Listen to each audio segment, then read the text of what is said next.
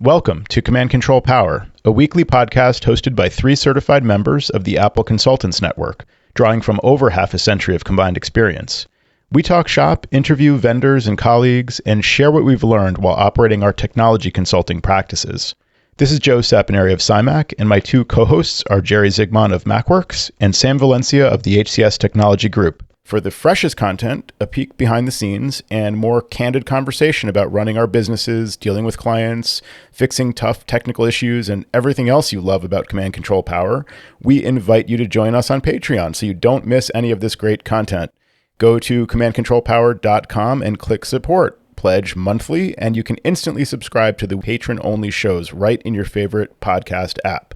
Once again, to join us on Patreon and get the latest patron-only episodes, visit commandcontrolpower.com and click support. We hope to see you there, and thanks for listening. I've talked to my wife about this in the past. When she gets stressed with work, she'll sometimes have nightmares that are work-related, and she doesn't get a good night's rest, and something's happening that's causing this because she has got a deadline for school or something along those lines. And I feel like every once in a while, we all get to that limit where we're just super stressed. I think in general, work can be stressful, but there are those times where it's to an extreme. And to that end, I actually had a nightmare of my own the other night. It fascinates me when you have dreams and you don't really know that you're in the dream and it's the worst possible thing that's happening to you and you think your life is falling apart. All of a sudden, I was working at a client and I don't recall the location or anything like that, but I knew it was current times, so it wasn't like years ago, but I happened to be working on a white MacBook. So there's a bad start to this all because I know it's current times and I'm on like a 12-year-old computer or whatever the age is. And I'm frantically trying to get this computer started and I can't. And I remember just being frustrated and I feel like I was probably tossing and turning and all that business. And then all of a sudden I hit a wrong key and just wiped out the user's data. Oh my God, my career's over. I can't believe this. And I was really freaking out here. And then I pop awake. It was 4 a.m. or something. Oh my God, it was a dream. I'm okay. I got to write this down for the show. I can't believe this just happened. Thankfully, it was a dream. Sometimes when the stress level takes over about something that's irking you about a particular task, whether at work or otherwise, it just takes over your nightmares as well. I'm sure that's happened to you guys, right? So you recoined the phrase living the dream. That actually happened to me. I shouldn't say this on the show because it makes me look bad, but I had an attorney and it was the early days of the Mac server. And you know how when you would run the Mac server, there'd be that shared account that would show up in system preferences under users and accounts. And I remember him saying, "What's this shared? We don't need this shared. We're not going to share this out." Yeah, you're right. And without thinking, I deleted the shared account. And all of a sudden, all the data disappeared. Jerry. It was bad. It was really bad. I was away. But I was a young guy, Sam. That was when I had a lot more hair and we had a backup. So it all worked out for the best. But that was going to be my next question. I'm glad you had a backup. Yeah. We've had some close calls. I've definitely had my share of stress dreams like that. And the other thing that happens is I will be trying to fall asleep and I'll be thinking about problems and solutions. The brain just gets trained to like see problems and then find solutions, which, by the way, doesn't work so well in the scope of your personal relationships. And so you have to know how to turn that off. I think that's a really important skill to learn. There's no such thing as like troubleshooting relationships. You can't apply those same instincts. But in the scope of technology, when our brains are all day long seeing problems and trying to find solutions, i.e. troubleshooting, sometimes going to sleep, that same thing starts to happen, but on the subconscious level. And then it leaks into the consciousness and it's, oh man, I'm lying here. I should be sleeping. And I'm thinking about this person and that issue. What the heck? Save it for tomorrow. Like it can be hard to do that sometimes. Yeah, exactly. My brain actually does that a lot. My father used to tell this to me too. He goes to sleep really late like I do. And he says, I have to because otherwise my brain is just always thinking and I have to go to sleep only when I'm exhausted. Otherwise, it's moving at high gear. And I think that's what happens to me too. Like you, Joe, I'll think of problems and solutions and try and work them out. If I tried to lie down too early, it's not going to work for me. So I need to stay up later, do whatever, think about things, write things down, and then later on in the evening when I'm completely exhausted is when I can fall asleep. My technique for dealing with that, it's not even so much a technique as it is just an observation. If my documentation is good, if I close the loop on something, which is sometimes really hard to do, like when you're diving in on a problem and you just really want it solved, you want it to be no longer a problem, it's hard to let it go sometimes, but sometimes the solution is really just to give up, but not to give up and just leave off in the middle, to give up for now and to document where you're at and just, okay, this was the issue. This is what I tried. These are the results. None of this worked. I'm really frustrated. But like documenting that, number one, sometimes even in the documentation, you're like, oh, I know what I should try. Somehow you're seeing it and it becomes clearer. You're giving yourself that feedback and you might have a breakthrough. Or later on, the next day, you might look at the notes that you made and see the same kind of insight. But in the meantime, it helps you put it down at the end of the day, or at least it helps me to know that the ticket is closed, or the ticket is still open, but it's got a due date of 2 days from now, and it's got scheduled time on the calendar to look at it, or at least I know it's going to pop up again for me to needs my attention, and I'm done for now. That's a really good thing for my brain, is to done with this for now, and then I won't be necessarily thinking about it at night when I'm trying to go to sleep, or if I am thinking about it, usually it is more productive. Sometimes I do think of solutions in that kind of liminal state between waking and sleeping. Sometimes I will have some kind of insight into a problem or just a new approach. Oh, maybe I'll try this. And it gives me a little bit of hope. And that can be a little bit of a relief too, is to think maybe I'll be able to solve the thing. But yeah, I hear you on that too, Sam. Needing to be fully exhausted before you even want to try to sleep, because otherwise, yeah, the brain is going. I'm a late night person anyway. It's just the way it is for me. And then if I have to get up early, forget about it, because I'm already going to sleep too late. Switching gears a little bit, I wanted to tell you guys about something that happened to me out of nowhere with Apple and two-factor. I was signing up to create, I think, a test Apple ID for something. I think that's what it was. And I needed to do the two-step verification with a phone number. And I put it in and it said, this number's been used too many times. Oh, yeah. I called Apple support. Listen, I'm a consultant. I do this a lot. Let's just clear what we got to clear and figure this out. And they kicked it up the food chain. There's no clearing that. You have to find those old accounts and remove your phone number, but you've hit this hard limit. And the woman on the phone was like, I've never seen this many devices before in one account. So I've actually hit the hard limit with Apple of using my phone number too much. It actually got to where I purchased a second number with AT&T and used the eSIM on my phone. So now I have two numbers on my phone specifically for the reason of using it for two-factor. Wow. So from Apple's perspective, it's no one person could possibly manage this many people. No one will ever need this many. So is it your personal devices or client accounts and things like that? I tried to find out if this also bleeds into Apple Business Manager or if this is just personal Apple IDs. And she seemed to think it was separate. And I haven't signed up for any new Apple Business Manager accounts lately. But for me, I think it's mainly because in the years past, I've taught different classes and we had to set up 10 to 15 Apple IDs per class. And then I had to two-step them in order to get them going. So I had to use my number.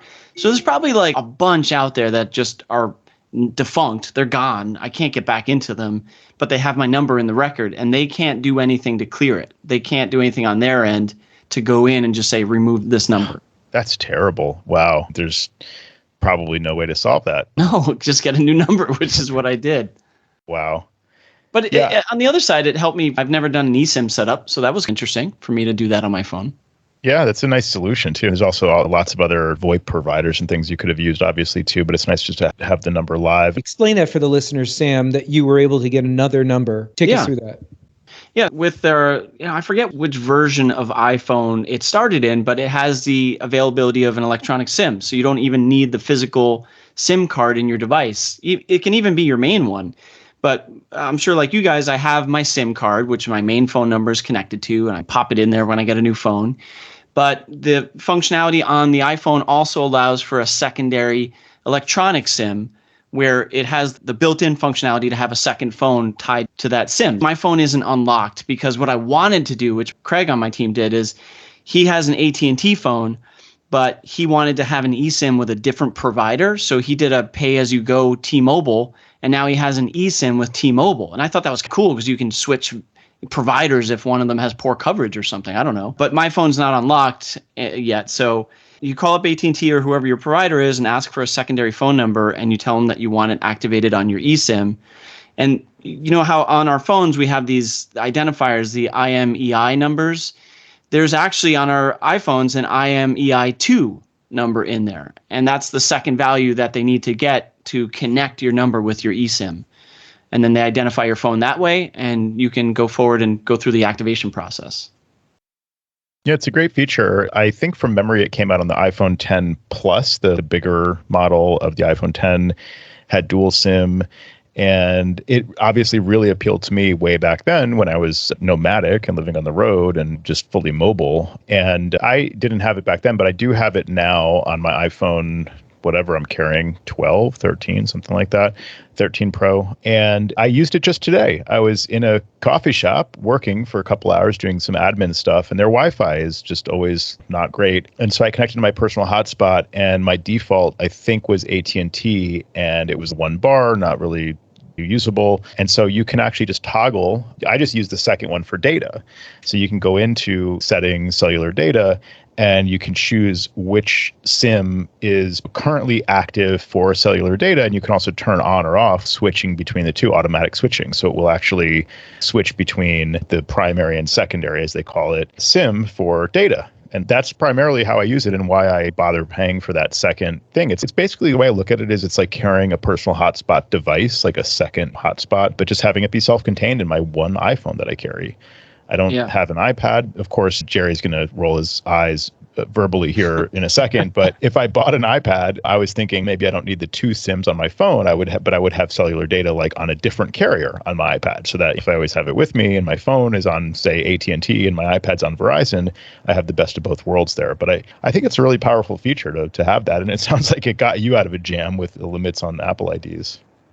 Yeah. The other cool idea about it is if you had a work or personal phone, you could do away with a second physical phone too, and just set up an eSIM on that device, and then your work and personal can still be separate but on one device. So I like that aspect of it too. And not to get deep in the weeds on this subject, so you've used this secondary number that's an eSIM for authentication now with Apple.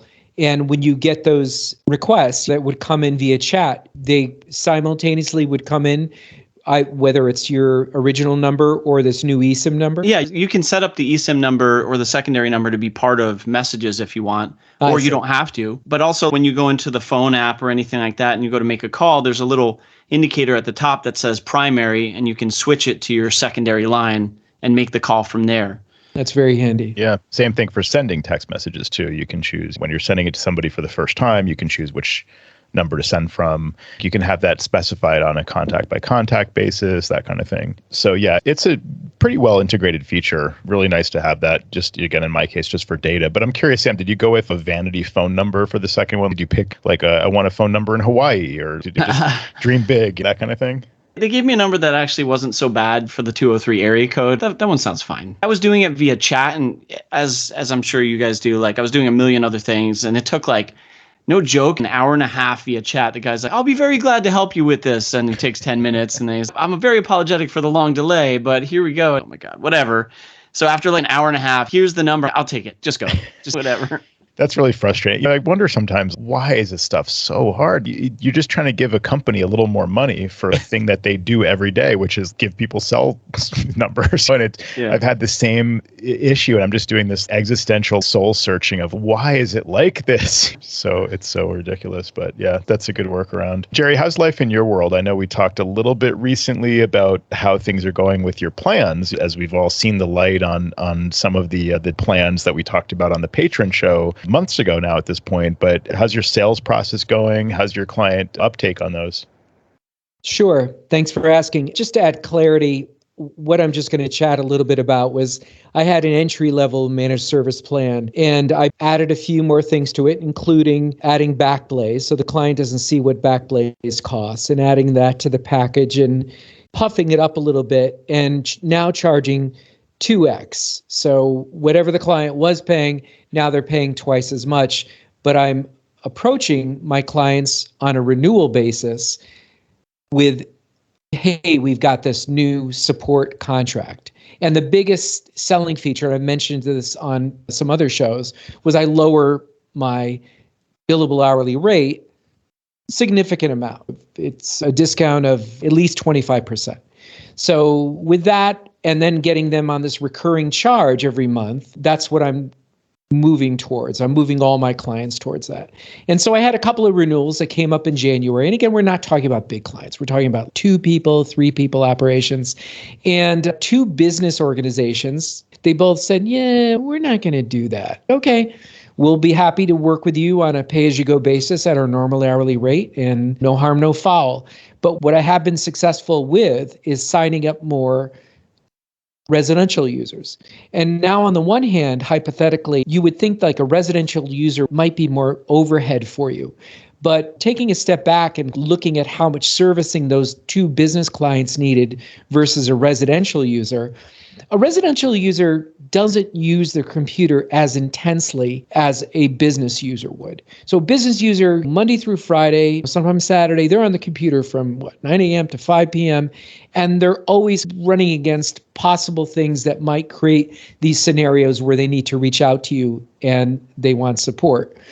And for the most part, with this new plan, if it's a quick fix, we're not going to charge them. And if it goes longer, we're going to charge you at the discounted rate. But I feel strongly that there's a lot more money to be made getting the conversions from the residential customers who actually need less servicing in the big picture. Now, granted, there are some exceptions to the rule, and we've got those residential customers that we can think of off the top of our head that are always pinging you and always tapping you. But for the most part, it has me scratching my head. Why is a residential client more willing to buy into this plan? I'm calling them conversions now because they're going from the old plan to the new one. But why is it easy for them to make that leap? And it's such a bitter pill for some smaller businesses. And I think that speaks to the business and the mentality and how they maybe look at their devices. They don't see the import in establishing an ongoing relationship with us and making sure that we're there to service them. Of course, we're not going to deny servicing them, but it's almost like the residential customer sort of puts a little bit more value on being able to reach out to you and know that you're there than the business client sometimes. And it's puzzling to me, but this is when I'm seeing a little trend in this direction. Oh, that's really interesting to me. Still working with the residential market being one of my focuses for all these years. I definitely see that as well, Jerry, where I have a lot of uptake from residential clients. It's a little bit of more of a sales process for businesses. Maybe that's because you're not always talking directly with the decision makers. Maybe that's because there's a higher buy-in for businesses. You're talking about 2 or 3 machines, like you said, on average for residential. Maybe it's 3, 4, 5, 10 machines for even a very small business. And so there's a difference in the price there, maybe the higher price point, or how do your models work on that? Yeah, that's true. That entry package that we're offering, that's now at this 2x price, you're right. It doesn't really hit them that hard in the pocket for a residential customer, although it's under $100. And they are getting that discount, that deep discount, if in fact they need any real hands-on time, either remote or on site.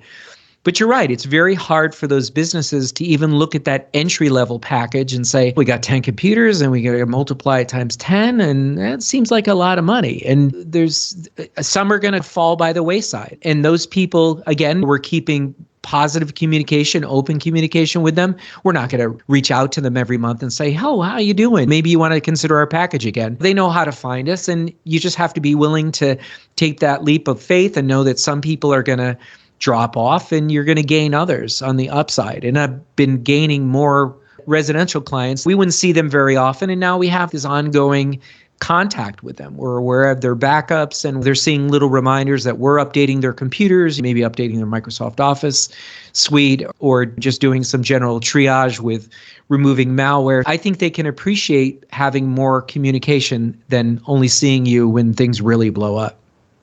Yeah, it really speaks to the value there with the residential client that you only hear from when nothing is working, when they're in a total extreme situation where the system won't turn on, or the thing they've been ignoring, now they really need to fix it because they need to print something and they haven't printed in a year, or whatever the situation is. Certain residential clients wait as long as possible before calling you. And in that former model, you would finally hear from them and you would connect to their system and, okay, you're running an unpatched version of an unsupported OS and you've got a rotational hard drive and you don't have any backups. When we talked 3 years ago, I sent you this link to this backup drive and I told you you need to back up and then upgrade or whatever. So, it's that kind of situation. So now they've accrued all this technical debt for 3 years and then they need all this help all at once. Before they get all that help, they have this immediate issue, which is why they called you. So they're not even interested in necessarily backing up and updating and upgrading and whatever else. They're interested in just getting some immediate help on that. And meanwhile, they've accrued all this debt that you need to now address these other issues. Whereas the value of that ongoing plan is that you're going to actively reach out to them. Hey, your backup is disconnected. Go ahead and reconnect it. Or, hey, I see that it looks like you're deferring this update. Are you seeing the prompts from our software? Because you should just do that as soon as possible. Oh, sure. I didn't know if that was from you. I'll go ahead and do it now. And therefore, they're staying more up to date. They are protected. They are backed up. You're running malware scans, whatever else. You've got that kind of assurance that their system is better maintained. So you are providing a lot of value just by having them enrolled, and they are getting that value whether they really see it or not. I sometimes wonder, what is it that seals the deal? Because I'll have a residential client sometimes reach out to me and say, hey, it's been a little while. So I see these plans on your website and I think I want to sign up for this one. And we need help with our iCloud syncing and this and that, blah, blah, blah. And that's why they called you. That's why they found you. They found their way back to your website is because they have this issue. And miraculously, just by having this stuff laid out on the site, this person, we made a sale without even really trying. Now, why did it appeal to that residential client? And I think sometimes it's this concept of affordable luxury. And a lot of people say this is something Apple is like really good at, is this affordable luxury. You're not buying a Lamborghini because that's real wealth. You really need true wealth to have something that costs that much. It's not necessarily affordable to anyone or everyone, but it's within reach. And so like these kinds of residential clients will see this as your offer. That's the super high-end offer, the really good stuff. This is how you get the really good service, is you sign up for the plan. And they're right. That is better service. And we are going to prioritize them over other people that we never hear from. I think that's one of the factors. Like one reason why a residential client will sign up for that is because it is affordable. They look at it as like the best of the best. And they do see the benefit of having somebody else be responsible for all their technical crap that keeps breaking and getting out of date and everything. Yeah. To illustrate another point, we have a business client, and initially when we had these plans in place, I was trying to get them to do their conversion earlier than their renewal date. We could flip to this and we'd do some prorating and we'd give you credit for where you are right now and you could move into this new plan. And they hemmed and they hawed and just not willing to take that leap. And once again, something came up that's bit them, and they've been bitten a number of times, most recently with the Rackspace email service provider and not taking our advice to move away from Rackspace because of this aversion to Microsoft. How you get some people who just have Macs and they're like, oh, I'm not going to do anything with Microsoft. Yeah, and it's, dude, what are you talking about? The platform wars died a long time. Those were 20 years ago. Yeah. Bill Gates was on stage with Steve Jobs at one point. Let bygones be bygones. I don't like that. It was interesting because we've had employees with them and they've come and gone and they always wanted to make sure, okay, we're letting Joe Blow go. So you make sure that you remove him from our plan. Okay, we'll mark the date and we'll credit you back, whatever. And so I reach out to them because I get a notification on Watchman monitoring. I had removed Adigy from this particular computer. It was a Mac computer, of course. And we got this notification on Watchman monitoring that this computer showed up months later after we'd removed this employee. So I reached out to the woman who's in charge of administrating the business. And I said, is this employee still with you? No, he was supposed to send his computer back. I said, his computer just showed up on the internet after 3 months. Is the owner of the company, did he repurpose that and maybe one of his family members is using it? Okay, let me get back to you. No, he was supposed to send that computer back to us and it never arrived. He did indeed send the computer and they tracked it and it just never arrived. It was sent through FedEx and it got lost. Oh, wow. But somebody has it and somebody turned it on. Can you help us see if you could track that? Is there any way you can get an IP address? I said, no, because as soon as it phoned in, I had already issued a command 3 months ago to remove the software automatically. So it's gone. It's off the radar. I can't find any information on this for you. They had already removed Backblaze on their own. Look, not for nothing. And I realize you're the customer and the customer's always right. But I feel like I'm the guy who shows up with the fire extinguisher at the last minute And things really need to change if you want things to get better. We're here for you and we can help you.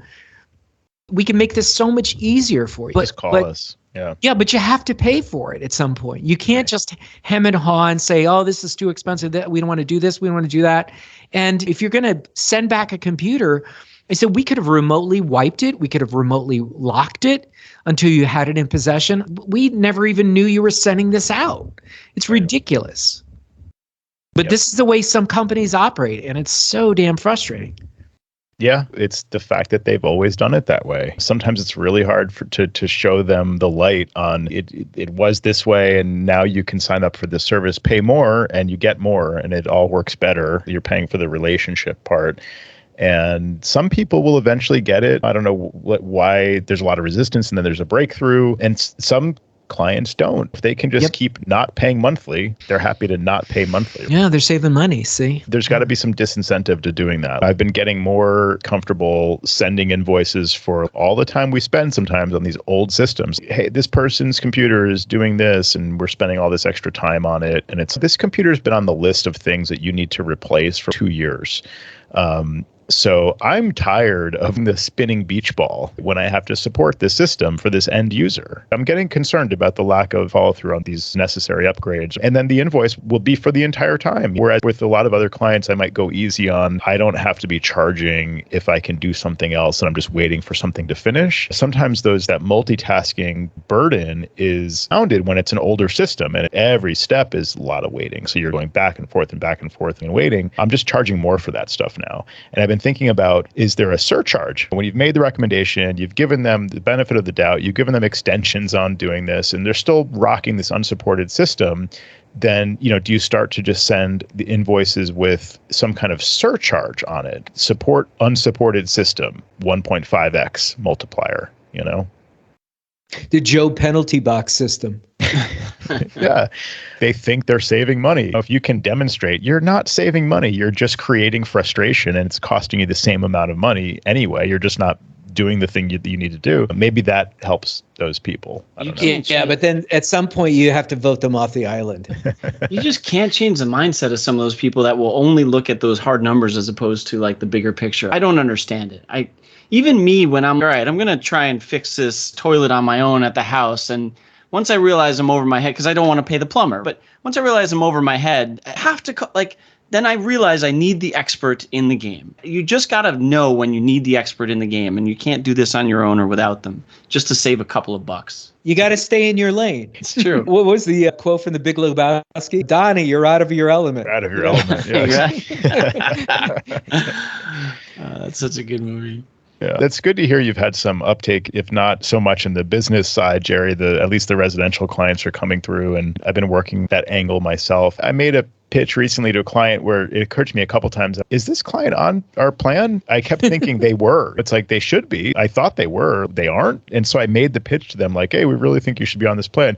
And it didn't even take a back and forth. They just replied, oh, okay, we want to sign up. How do we sign up? I'm like, okay, here's the link. This is great. That was so easy. But yeah, just ask. Yeah, it's not always quite as easy. Now, do you guys include, I think I've asked this before, but I've been really looking at the marketing side of this. Like, again, what does convince people? And maybe it's a different page on your site that's geared toward residential versus business, whereas I have them all laid out as one thing. But what appeals to people? What appeals to the residential client versus the business client? I think rather than just implying you're paying us monthly, so obviously like we're going to treat you better, rather than implying that, I think coming out and saying priority support would probably seal the deal for some people. They see that specified. What's the downside to that? We're going to give you priority support. It's probably something they would expect anyway, but by saying it, you're making it explicitly clear. If they call you one day and you're just busy, and everybody on your team, if you have a quote unquote team, is busy, then they need to wait 4 hours for somebody to be able to see them, or God forbid, they have to wait a whole day. You could lose the client over it. That's the worst case scenario, right? If you're not putting it in writing as a contract that you're going to get back to them, and if not, you're going to owe them some kind of lost business or something like that. If you're just saying priority support, and then they complain later that they didn't get priority support, you can give them some kind of concession. This one was free, or they can jump ship and no longer have that plan, but at least you signed them for the time you did. What's your thoughts on specifying priority support? And then the other one for me would be to specify email support. If you want to be able to email me with any of the random harebrained questions, you have to be on our plan to do that.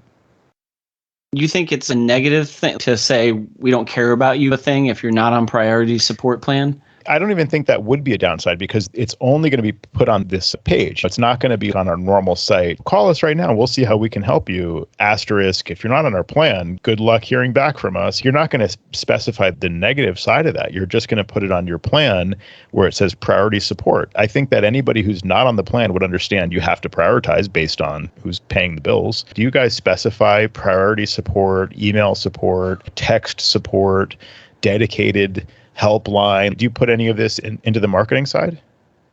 I don't. I think that everybody feels like they get treated fairly. I think if you were a pay-as-you-go, I would like them to think that we're going to act in a professional manner unless we were completely inundated with scheduling. So I think in general, it's probably just more words on a piece of paper. I think what gets them is the lower hourly rate. And if you could do that on your visit and get them to sign up, and you could say, if you sign up for our plan this month, we can give you this discounted rate for our service today. And that seems to be a good entree to get a residential user to sign on to your plan. I had a residential user, very light touch, he and his wife today, and he was saying something like, do I really need a local backup? Because most of it's with iCloud. And I looked at his computer and I'm like, you're probably right. You probably don't. But I said, you've got that point in time restoration, but you could certainly get that through Backblaze. So if you had to get a file off of your desktop that was your great American novel and you accidentally deleted it. But I was looking at that particular client and thinking, no, you probably don't need Time Machine, and we could turn it off, and then I won't get those annoying messages from Time Machine. So you're thinking more for yourself than the client. I'm way ahead of the game. But just tell everybody to turn it off. I like that. That's a good solution.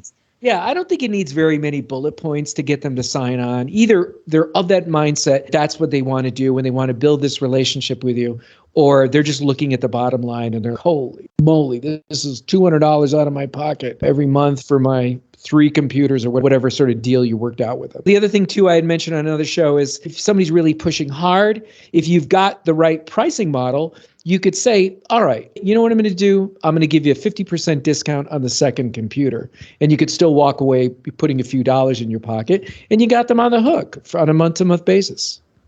That's a good point. Those numbers you can get pretty creative with those offerings. It's like you'd rather have them on board than not. That's another great tip, though. When the money is already spent, you've already been there for, let's say it's an hour and a half remote or 2-3 hours in person sometimes. And they're running that calculation, and you say you can get 20% off that whole thing right up front if you just sign up. You're paying this monthly thing for this month. You're also saving this other amount, and so it nets out to you actually save money on the overall deal. You can always discontinue if you don't like it, and then they know, okay, I'll cancel it in a month or two, and then they probably won't. Yeah, so you've already become sticky. Yeah, it's like where they've spent the money already. I think the problem is that when you're trying to calculate the savings on a monthly basis, even if I needed you for 1 hour per month and it's a 20% discount, I'm not going to save money. I would need you for 2 or 3 hours per month in order to actually save the cost of the plan, to actually save money versus costing them some money. But it's a question of offsetting the cost more than saving. But I guess if they're fixated on the hourly rate and you're knocking down a significant chunk off the hourly rate, then maybe that is more appealing. But yeah, it's a case-by-case thing. I think that you just always have to be selling. The incentive is really high for us to try to promote it, because the more people get on this program, I don't know, the earlier you can retire. That's the name of the game. I've been trying to retire for 10 years. It still hasn't happened for me. Maybe I should start now and I can retire within 10 years. Yeah, Joe. ABC. Always be selling. always be. Yeah, that makes more sense, Joe. Always be closing.